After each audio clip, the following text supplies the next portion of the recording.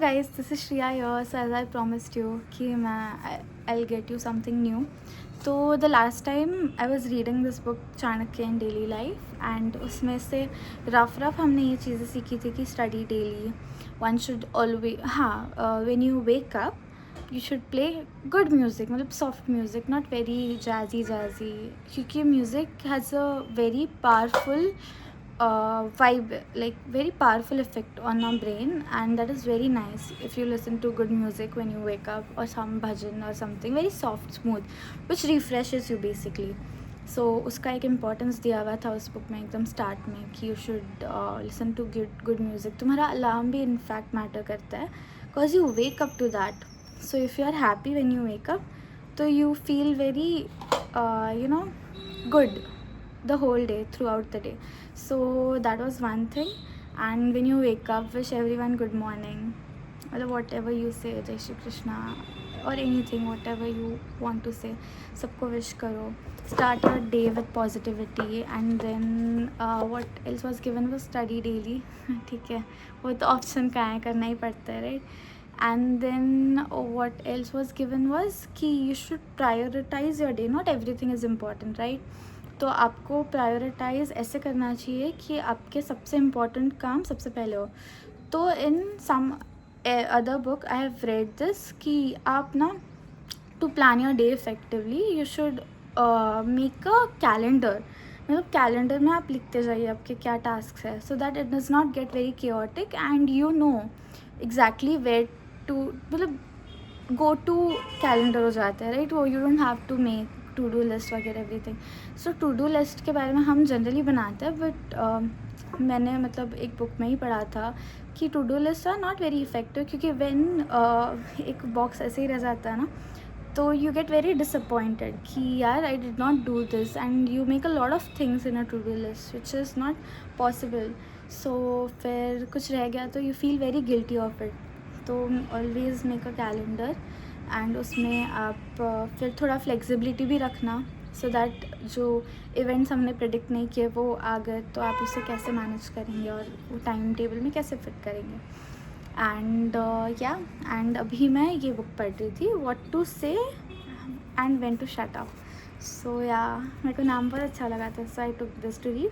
So this is by Rakesh Gudwani and crazy, मतलब बहुत अच्छा writing. The writing is very nice, I loved it. So basically इसमें ना it's about communication basically. तो आपको कम्युनिकेशन में मैंने ना एक कोर्स भी किया था, एंड इस बुक में भी लिखा है कि you should know your audience very well. आप लोग जितना अच्छे से आपके ऑडियंस को जानोगे उतना you will be able to communicate effectively. Like for example, if आपके ऑडियंस एज ग्रुप भी मैटर करता है इस एस्पेक्ट में कि आप किस एज ग्रुप के ऑडियंस से बात करते हैं, and what are they interested in. मतलब आप कॉर्पोरेट में जा रहे हो तो वो उस टॉपिक से रिलेटेड होना चाहिए.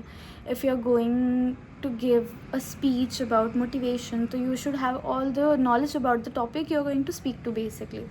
तो आपको पूरा नॉलेज होना चाहिए अराउंड द टॉपिक जो जिस पर आप बात करने वाले हो, क्योंकि ऑडियंस के पास बहुत सारे क्वेश्चन रहेंगे and you should be able to answer that. तो यू शुड हैव पूरा नॉलेज अबाउट द टॉपिक आप जिस पे बात करने वाले हो. तो that is a very important thing about communicating well.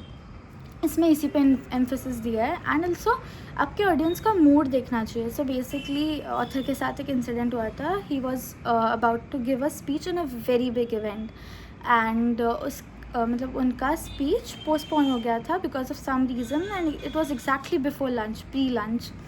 तो आपको तो पता ही है कि लाइक लंच के पहले we are very hungry, and the only thing between lunch and the audience was his speech. So he knew audience का mindset क्या होगा. तो फिर what he did was he went up to the stage and he tackled the situation so wisely. What he did, he called upon a person from the audience and he asked him to put a timer of 5 minutes. And उन्होंने कहा कि अगर 5 minutes exceed हुआ, even if a minute exceeds, he'll pay 100 rupees to every person present in the event.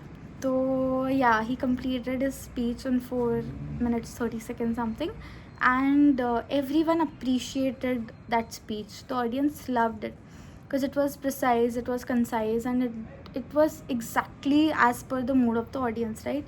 So you should know your audience very well, उनका age, उनके likes, उनके dislike, आप पूरा study करना चाहिए. And one thing I learned it in my class was, you are going to be nervous when you're speaking up on a stage, and nervousness is fine, but you should not let that come to your face. मतलब आप before the event या when you are going to speak up ना, तो आप क्या कर सकते हो, you should talk to some people. If एकदम ही नया इवेंट है तो you should talk to some people एकदम, ताकि आप किसी को तो पहचानो and then find them, so that you don't get nervous by the looks on their face.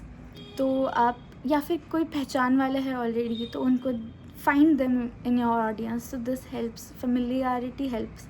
So this is about communication. And communication में सबसे इम्पॉर्टेंट है कि आप अगर नर्वस भी हो तो don't let it come to your face. Even if आप कुछ भूल गए तो this is up to you, right? Audience को तो पता नहीं आप वो बोलने वाले थे, तो that gives you an edge over it. So yeah, communication is like any other skill in this world. Like it's like you have to eventually learn about it. कोई भी अदर स्किल जैसे आप सीखते हो, स्केटिंग, स्विमिंग, धीरे धीरे आता है.